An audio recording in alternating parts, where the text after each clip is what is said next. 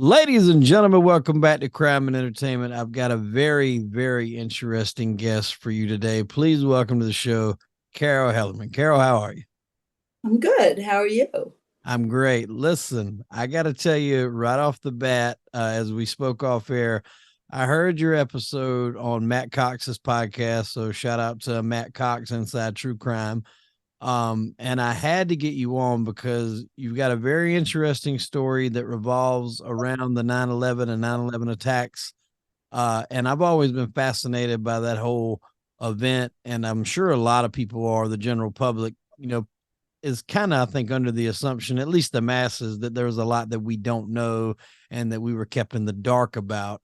But before we jump straight into all that, let's get a little background on who you are. Give us a little quick primer on who Carol Hellerman is. Who I am? Well, I was a flight attendant with American Airlines. I am currently retired. I flew for the airlines for 23 years.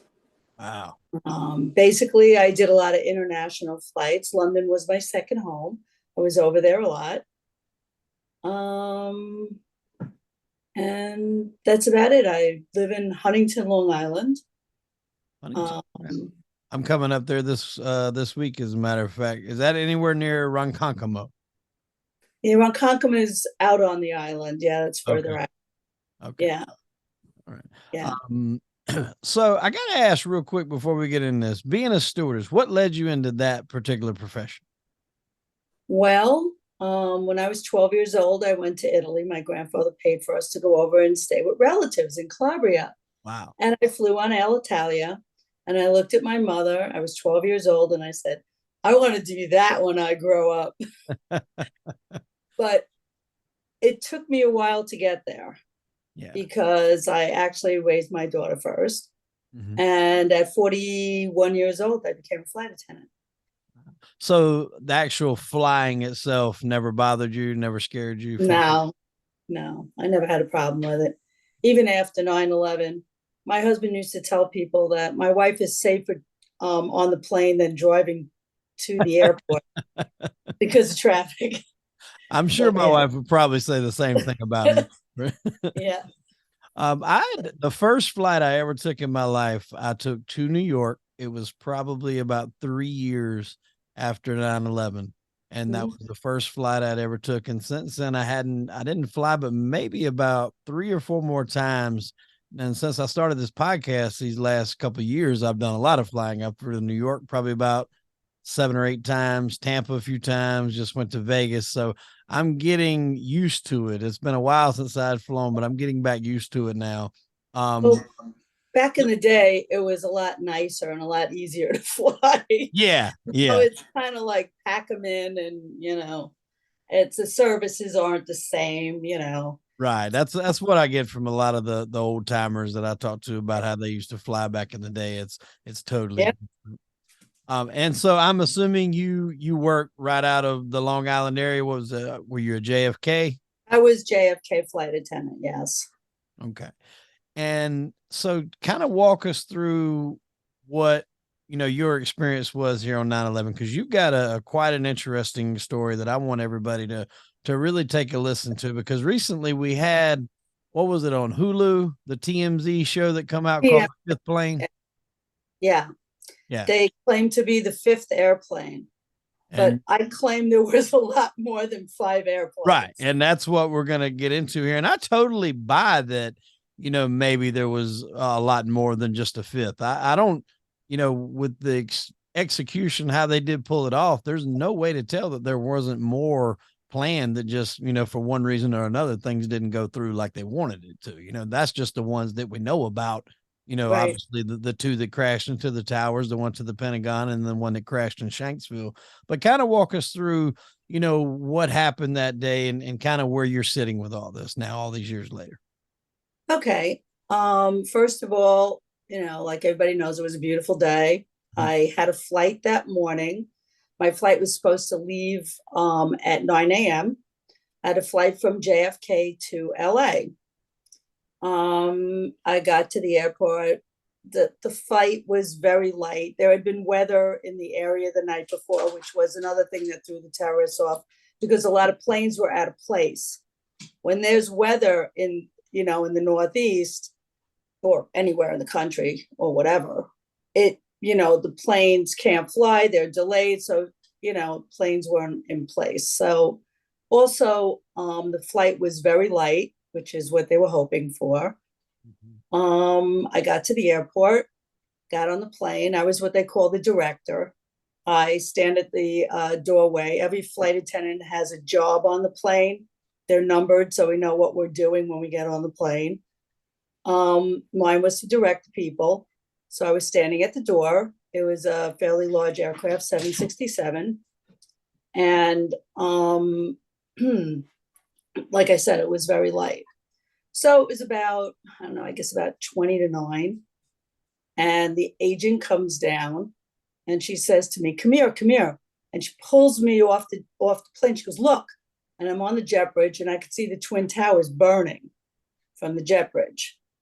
I said, wow. And I thought, like everybody else, some poor pilot had a heart attack in a little plane, and hit the tower by accident or whatever. So I was like, wow.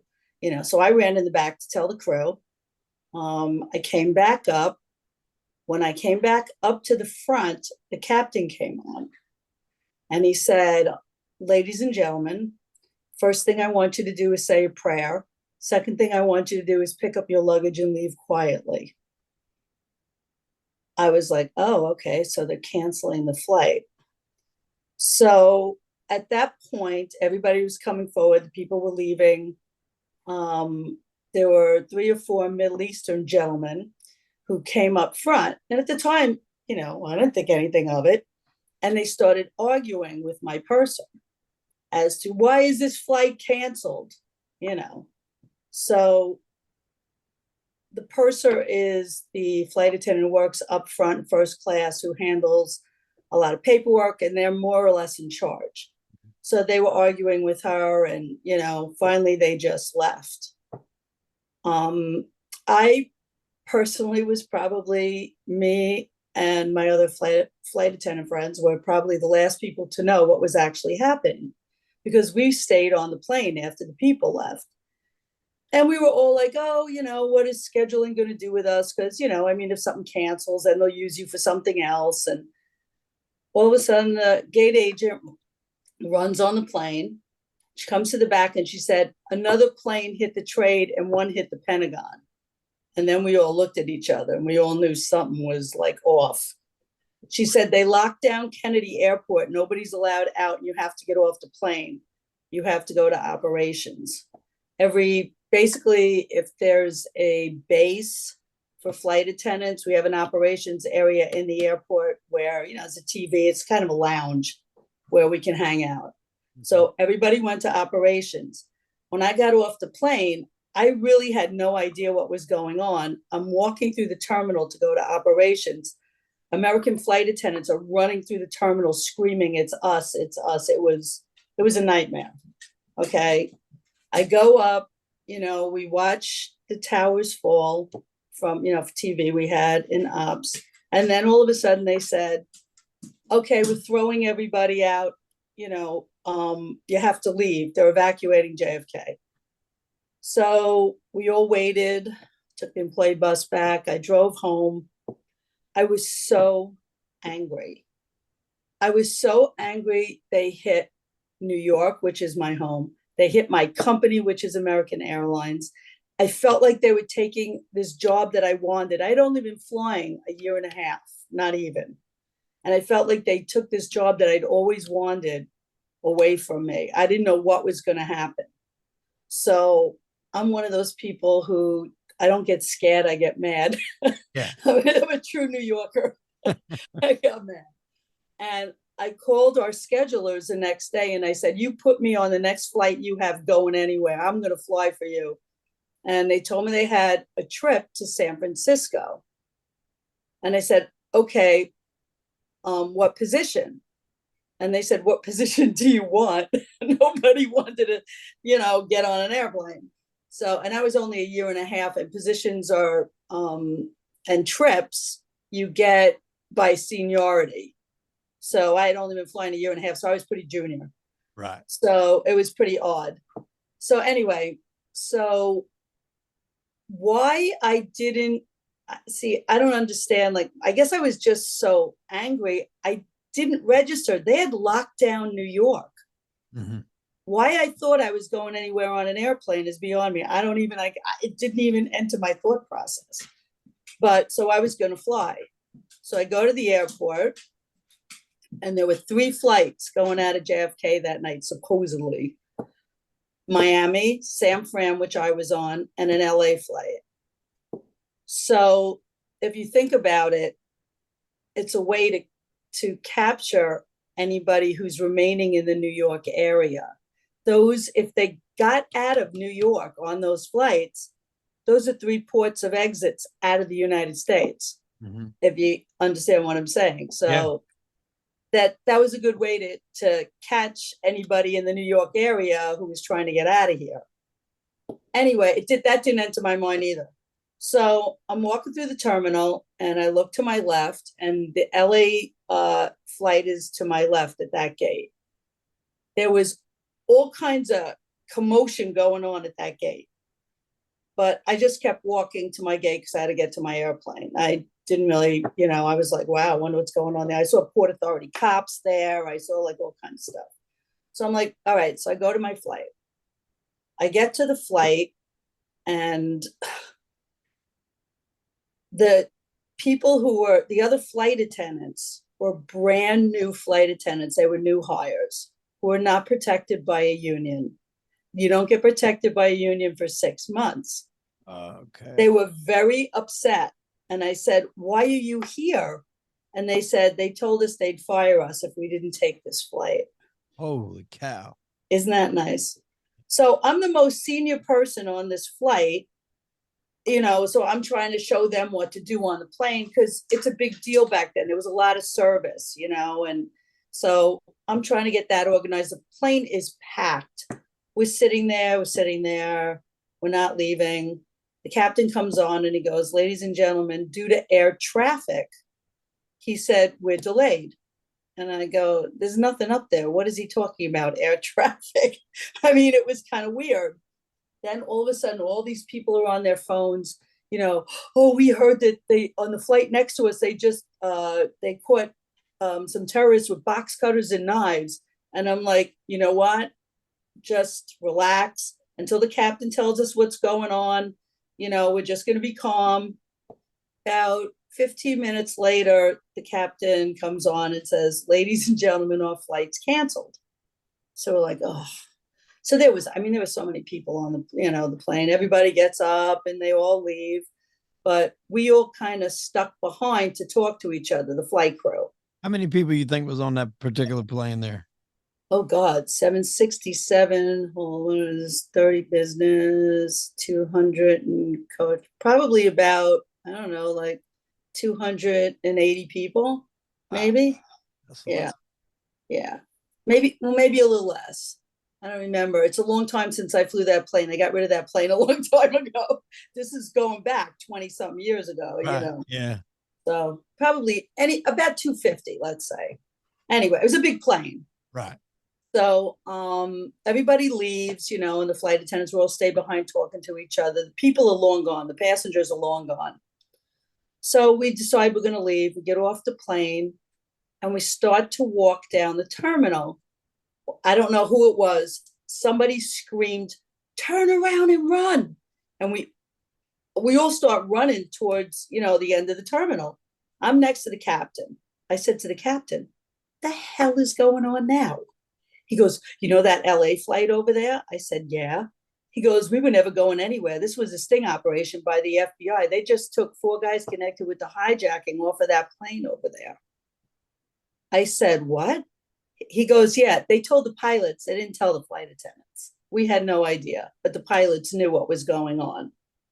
So they strategically set up, like you said, destinations to where it would make it easier for them to get out of the country, thinking that if they would be dumb enough to take the bait, then they would be easy to spot of who was trying to get out of New York. I see. Well, I mean, it makes sense.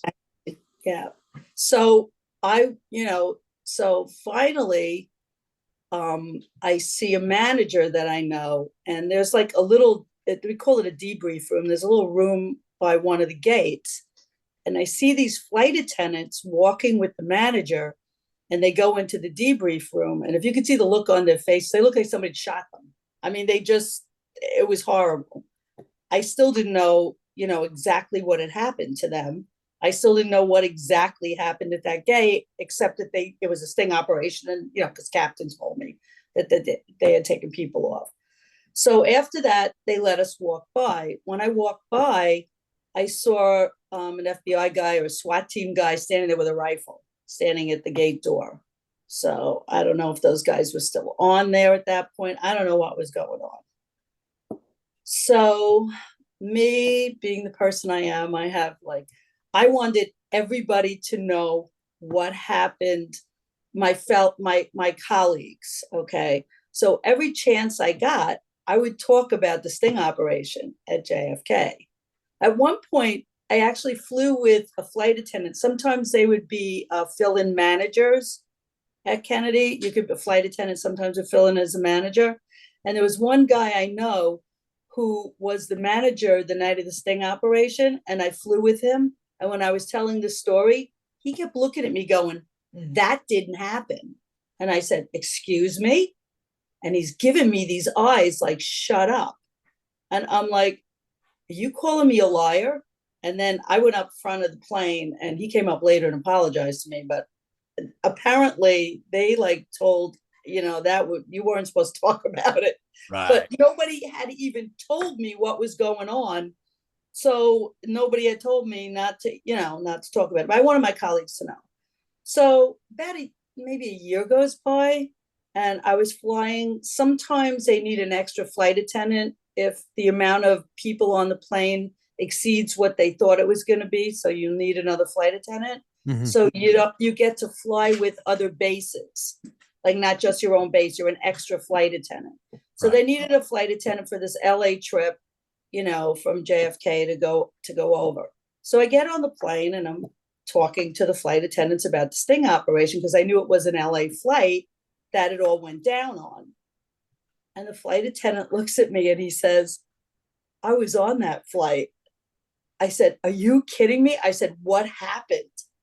Okay, let's explain the first thing. I'm walking by in the commotion. What had happened was there was a guy posing as a flight attendant. He even had a badge, and they let him on the airplane. Flight attendants started talking to him, and they said, "How come you're not deadheading?" Deadheading means that you are flying without working. They right. Put you in a seat and they need you somewhere else, so they deadhead you. Yeah. He had no idea what they were talking about. One of them kept him talking, and the other one went off, and they got the Port Authority cops. He was a terrorist. They took him off the plane. That was the first one they took off. That's what the commotion was when I was walking by. Then he told me they did everything normally. Captain said, "Prepare for departure." They backed off the gate. He said, as soon as they backed off the gate, the front and the back doors of the airplane were flung open, and like a SWAT team came on board screaming, "Heads down, heads down." And they knew exactly where they were sitting, and they took them off at gunpoint, terrorists off their flight. Wow. This is what he told me. Okay. I had never known what was going to happen. I also know he said none of the other ladies who were on that flight with him, flight attendants, had returned back to work. And I found out via a page on Facebook that only flight attendants have access to, that only him and another woman returned back to work. She apparently passed away now. She's not even alive anymore, but he's still working. And he had told his story to somebody else, because the same story that I just told you about, somebody wrote on Facebook about what he had told her about. Same exact story. Wow. So that is what happened to me. Also, the reason why I know that there were probably more planes is because there I go again. The next day I said, put me on another flight.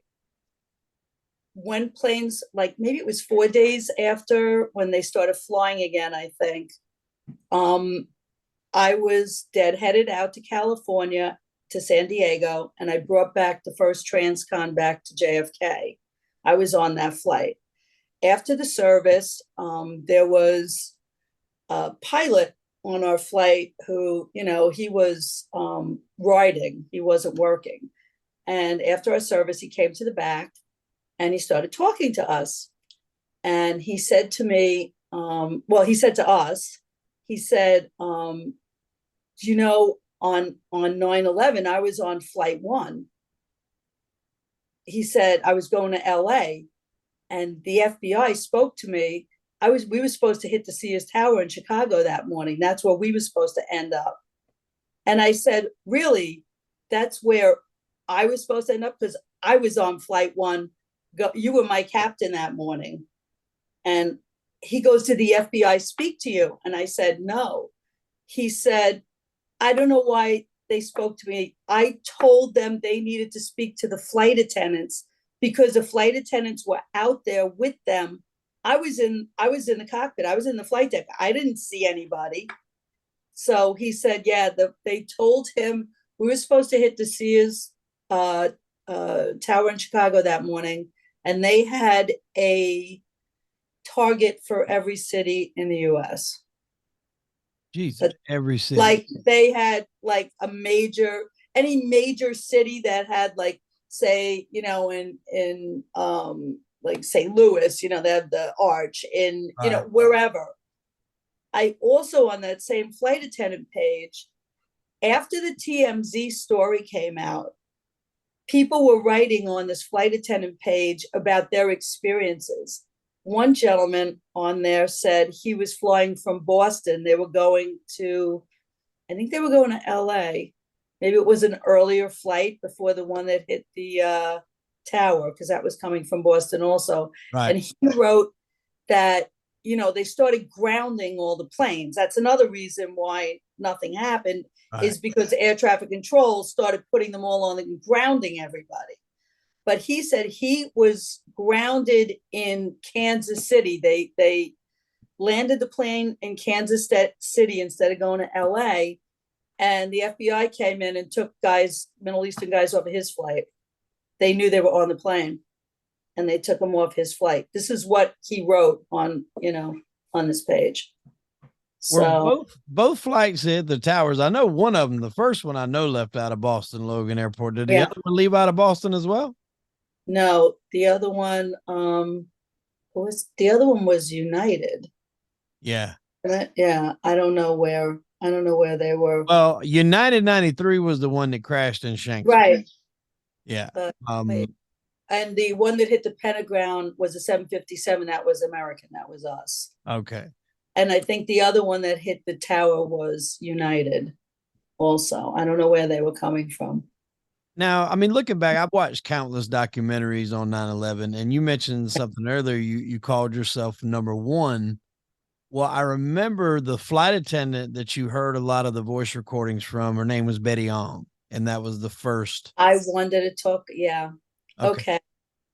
One of the reasons that a lot of people don't even realize that they grounded all the airplanes is because while the mayhem was going on the flight from Boston, the first one, flight 11 that hit the tower, mm-hmm, while this was all going on, she was secretly on the phone with our operations in Boston, telling them exactly what was going on that airplane.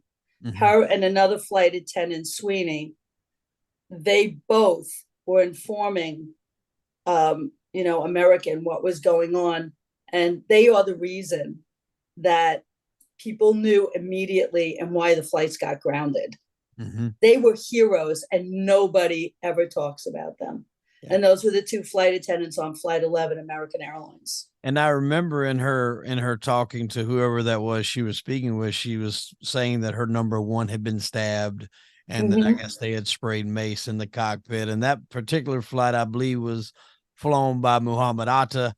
Mm-hmm. And we know that there's an actor, and I'm not sure if you know James Woods. He's been in acting for a long time. You ever seen the movie Casino? No, actually, no, but okay. Well, he's been in a ton of stuff. I mean, Casino. He's Any Given Sunday. He's been acting for a long time. Okay. But he said that he was on a. This was before 9/11. This was pre 9/11, and he said he's on a flight, and there was two Middle Eastern gentlemen on that flight in first class that just had this scary demeanor of they were just looking like they had hate in their eyes. They were looking, they were studying, they were just scouring everything. They was real nervous. And he even said that he just felt uncomfortable that whole flight. And once 9/11 happened, so when they started gathering images of some of the would-be pilots that were up there, they were putting them up, and he said he recognized some of them guys from being on there. So there's no doubt that they done test runs on certain flights to see how things they've are. been flying American for years. They watched us. Yeah. I remember seeing people standing. There was one guy standing in the back of the plane. They would stand back there and just watch everything we did. But you didn't really think twice about it. Yeah. As a matter of fact, one of my friends, well, a flight attendant I know, she had Mohammed Atta on her flight a week before. She said he was sitting across from her jump seat. They knew exactly where to sit to position themselves across from the flight attendant's jump seats, because when the plane got up, they slit the flight attendant's throat. Mm-hmm. That's how they planned it. And they watched us. They were our best passengers. They were our premium customers. They flew us for years and watched everything that we did. A week before 9/11 happened, also, I was doing a flight from Fort Lauderdale, which is where they all studied how to fly. Yep. Okay. They all I went was to flight doing a school in flight, Florida. and there were two Middle Eastern men sitting across from my jump seat. And I'll never forget, because they were staring at me, like you said, like nasty. And I just looked up at them, and what I do is I just stare back at them, and they usually look away. These guys didn't look away. Then we got up to serve, and I leaned in and I said to them, "Can I get you something to drink?" And he said, he wouldn't answer me.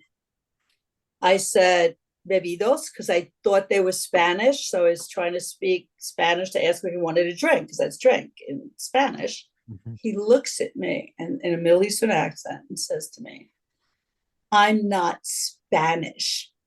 So me being me said, "Well, do you want a drink then?" I was just like, he's annoying me, because you didn't think anything about it, Right. So it's just being annoying.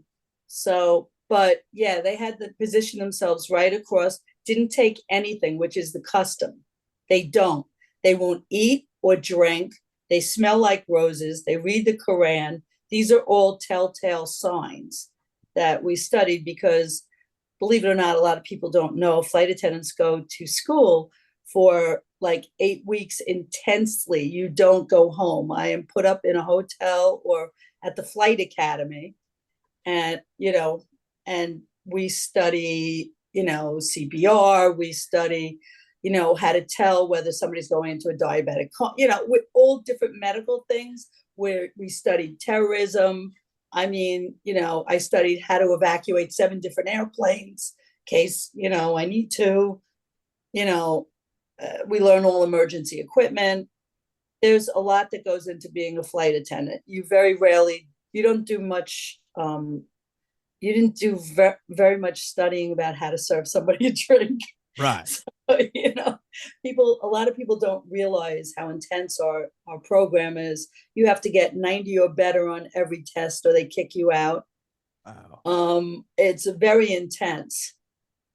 So yeah, so that's it. We used to call it Barbie boot camp, because it's like being in the military, and they're very strict.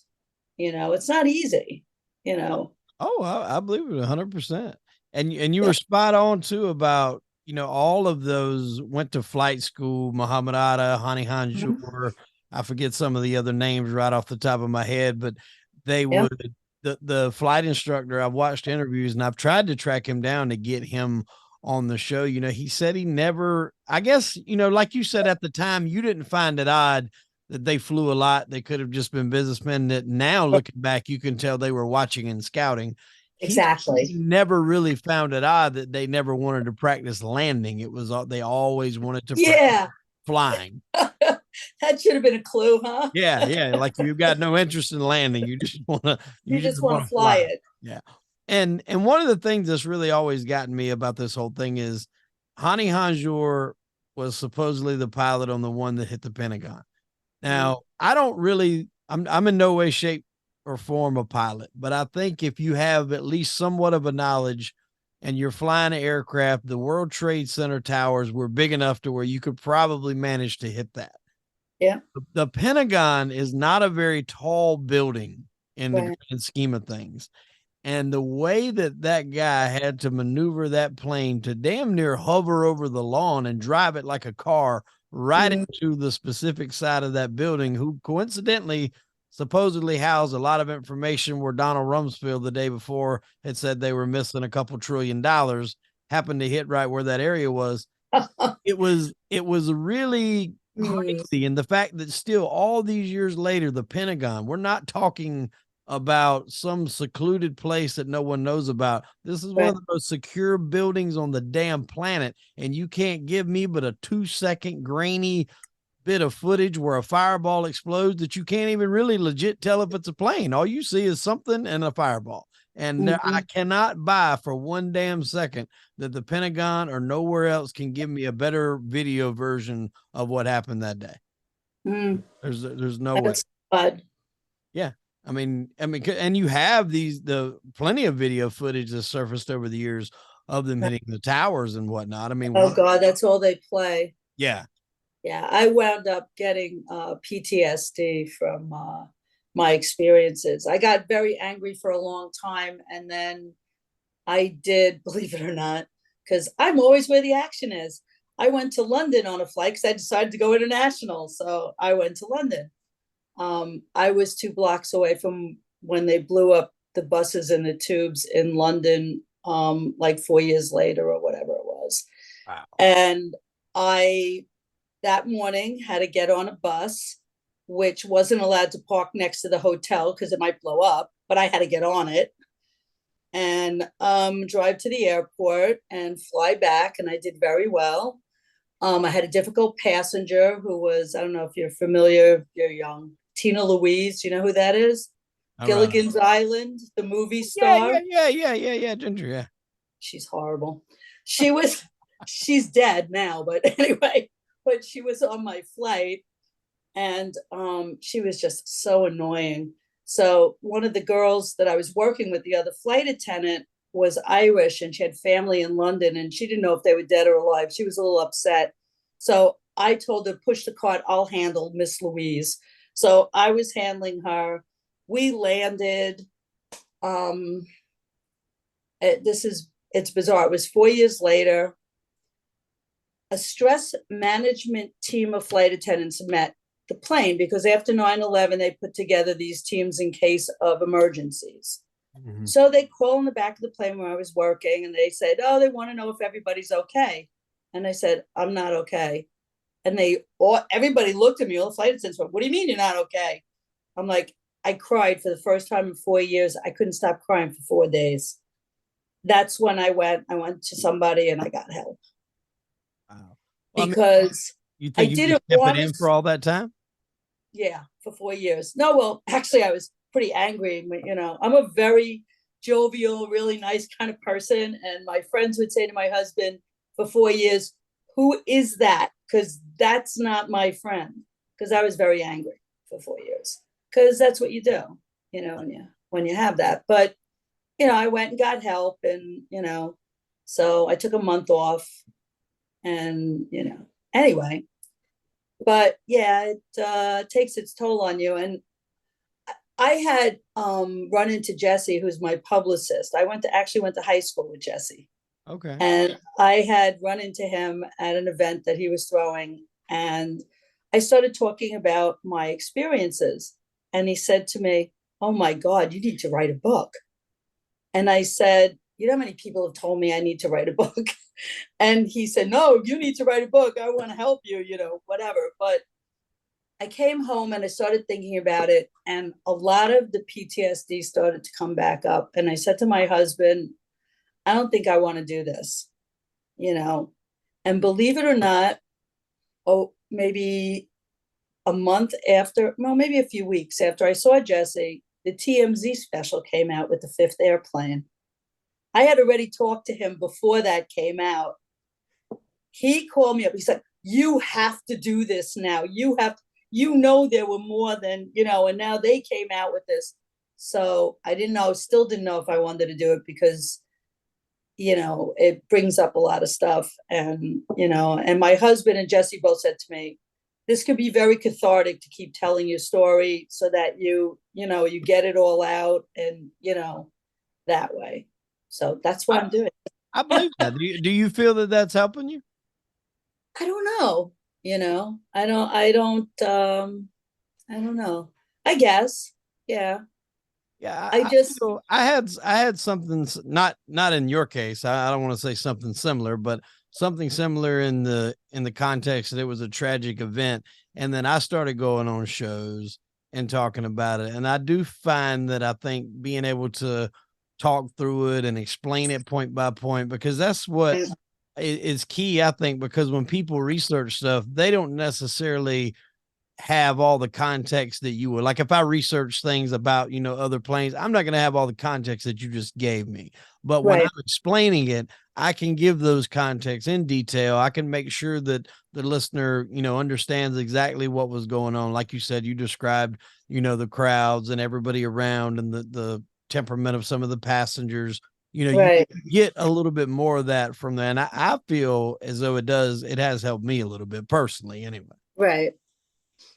Well, I mean, the story is really, really compelling because I 100% believe that, those targets that were hit that day were not the only targets. I mean, No. why would you just say, okay, we're going to pick these three places and then, well, four, I guess technically, and then not do anything else. So why they would just stop at that, it doesn't make any sense other than the fact that they just didn't count on how quickly we would start to ground airplanes after the first attack. Well, and think about it. If they thought those were the only 4 airplanes, then why did they do a sting operation? Why did they close down New York City? Why did they close down the tunnels, the bridges? Nobody was allowed out. I mean, think about that. If they didn't suspect that there were other terrorists in the area, why would they do that? 100%. It doesn't make any sense. So what was I guess the feeling of New York, because I've had a few 9/11 episodes on this show. I interviewed a firefighter that was there that day. I interviewed a guy that was in one of the towers, Eric Ronigan, and I like to get the vibe of the city because I always tell people, in my opinion, the day after 9/11 is the last day that I can say that we were truly one nation under God. It didn't matter what race you were. It didn't matter what religion you were. It didn't matter what sexual preference you were, what political party you were. Everybody was a united nation for a period of time. It took obviously a really traumatic event, definitely the most traumatic in my lifetime, to get that. And we've obviously strayed away from it, over the years. Oh yeah, that's for sure. But what was the landscape like in New York, 6 months after, a year after? What was the tone of the city? Because that's a tough city. I love visiting there. I think people got really angry. Yeah. I think there was a lot of anger going on, like me. Okay. I think people just like a lot more road rage. You notice people very short tempers. I mean, we were traumatized in New York. I mean, but I do have to say it was very, very, it was lovely to see people that day. Like flight attendants told me that there were like passengers, like an 18-year-old girl who was going to London home to her parents, and she couldn't get out, and the flight attendant drove her back to Connecticut and took care of the girl and called her parents. People were taking care of each other. Yeah. I mean, if anybody was in trouble, it brought out the best in human nature Yeah. that particular day. Okay. On the plane, it probably lasted about, people were nice to us for about 2 weeks. That was about it. And then people got worse.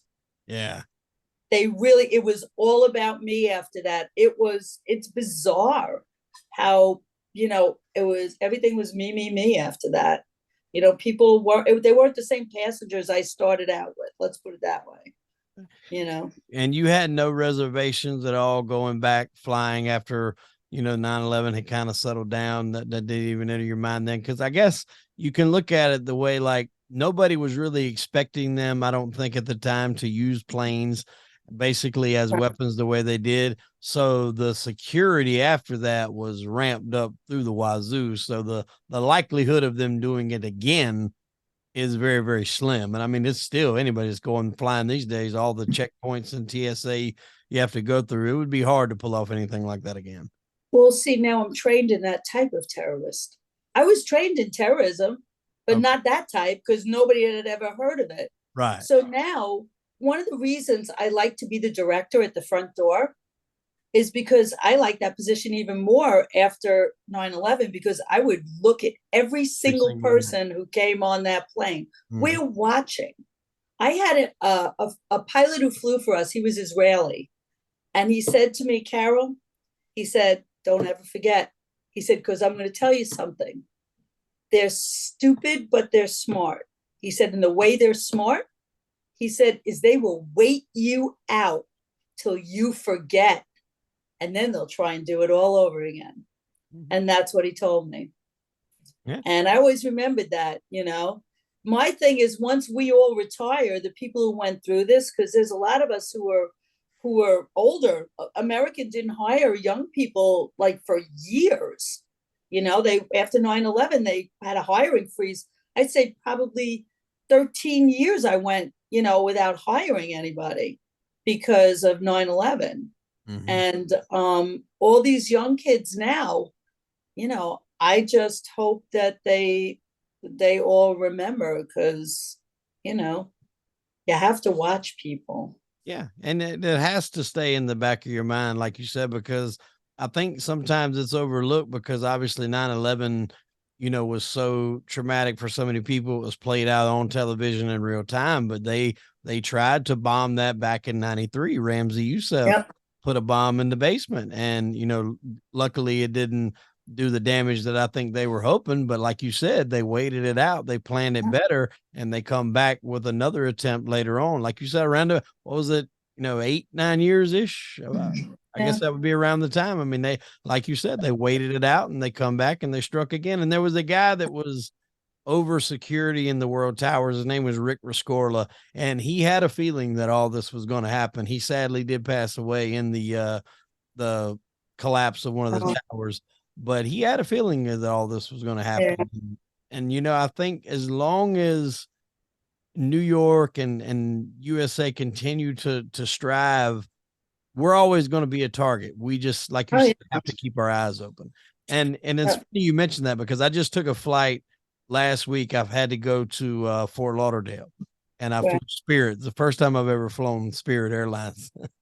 And I'm not saying everybody on there, like, I don't know if I caught a glimpse of the pilot, but like all the stewardesses, everybody that you would meet coming in, everybody was really young, like looked like damn near teenagers. And I was just like, wow, this is the young crew. I mean, don't get me wrong, they were nice, they were funny. I didn't have any personal issues with the flight. Chair wasn't the most comfortable in the world, but it was only an hour flight, so I didn't mind. And I think I paid $49 to fly from Charleston to Fort Lauderdale round trip. So I couldn't really beat that. Yeah. No. When you're flying today as a passenger, you find yourself checking things out like you did when you were a flight attendant? Do you find yourself still kind of reverting back, looking around, seeing what's what? I have passes for life. Okay, now that I'm retired, I've gone to London twice last year. Well, the pandemic hit. That's one of the reasons I retired. But um, I went to Rome. I know the people, I know the flight attendants. A lot of times I'm like not in my seat. I'm like in the back talking to my coworkers who Right. know, even though I'm retired, I know a lot of people in New York. So, you know, they're, I don't think that, I think the flight attendants basically are looking at them. I never really saw anybody suspicious. Mm-hmm. Although I did have another encounter probably 5 or 6 years after 9/11. I was on a flight that the flight attendants walked off the plane. They refused to take the plane because they said that there was terrorist activity between 3 or 4 Middle Eastern men on the flight.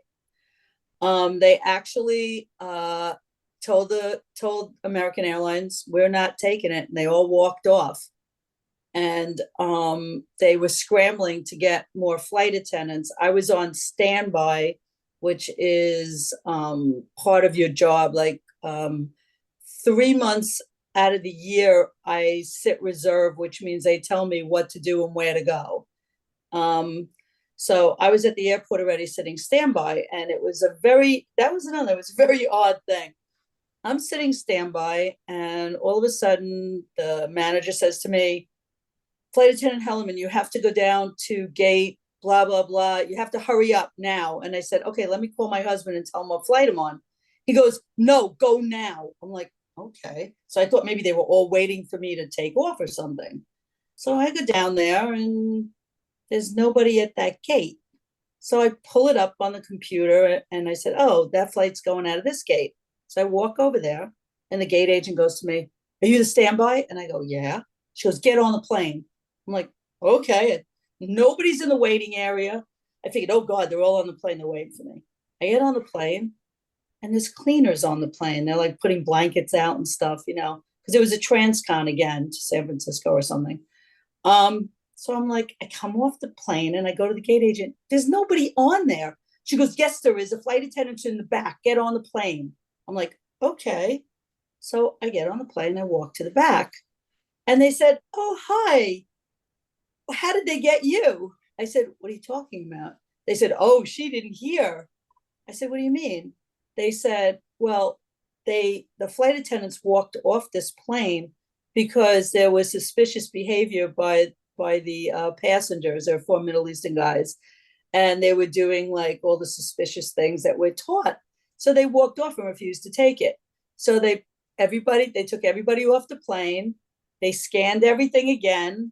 Okay. But in America, it's discrimination. So you can't not, if you don't find anything, you still have to board the people. Mm-hmm. So a lot of the flight attendants were refusing to take the flight, and I hadn't heard about it. That's why they yelled at me to get on the plane. That's why everybody was so nervous. They thought I was going to run away. Okay. So, and believe it or not, I worked business class on that flight. I worked it to San Francisco. Believe it or not, I had Pat Benatar in my business class. Oh, wow. Her and her husband are lovely. Anyway, so I had this one Middle Eastern man in my business class, and I walk up, and sure enough, I said, can I get you something to drink? Because it's all about terrorism. So I smile in their face because they're not going to terrify me. And let me just preface it by saying the only reason I took the flight is because we had air marshals on the plane. Mm. They put air marshals on the plane. So at least I knew I had, some kind of help. The man refused to take anything from me. He was reading the Quran. During the flight, every time he went in the bathroom and came out, I went in after him and trashed the whole bathroom, looking to see if he left anything in there. After the service, I saw a couple of the air marshals go up front. So I went up to first, and I was talking to them, and I said, okay, what's going on? And they said, he said, those guys are part of a terrorist cell that we're watching. So this is what 6 years later, okay, they're still watching it, and they're still, so. Do you guys as flight attendants have a heads up when there's going to be marshals on the plane? Yeah. Mm-hmm. We know. But the general public usually has no idea. No, they have no idea. And we are not supposed to, for something stupid, you don't approach them. You don't, they're only there to protect the cockpit. They're only there for the flight deck so that nothing happens, to the people on the plane. That's why they're there. So anyway. This is a very interesting story. I'm glad you were able to come on here and share it. Do you think you will ever get back into possibly putting pen to paper and putting this in a book? Or are you happy with just doing it on the podcast? I'm trying. I just need somebody to help me out. I need a publisher. I need somebody. Right. Yeah, it's a long process, but I do think that being able to put, like I said, pen to paper on some of this stuff, it might be another way to kind of get past all this and move through it and bring awareness. Like you said, I think that's the biggest thing is there's now probably, I'm sure, going to be a changing of the guard of people that were in that industry. Now you're getting an influx of newer people that either weren't alive or barely alive and don't, unless they've done research, don't really understand how 9/11 affected not only the world, but definitely air travel at that point. So you need to have something for people can read and study and be aware.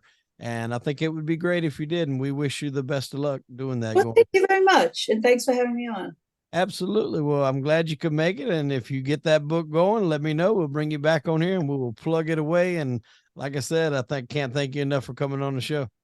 Okay. Thank you. All right. Well, ladies and gentlemen, I'm Hollywood Wade. That was Carol Hellerman. And unfortunately, we are out of time. Tune in next week for an all new episode of Crime and Entertainment.